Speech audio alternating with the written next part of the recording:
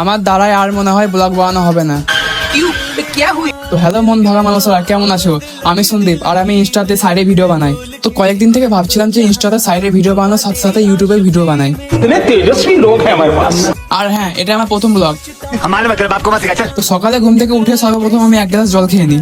আর তারপরে যখন আমি ওয়েদারটা চেক করি তখন দেখি ওয়েদারটা খুবই খারাপ। कौन है ये लोग? তাই আমি তখনই আজকের ভিডিওর জন্য স্ক্রিপ্টটা রেডি করি।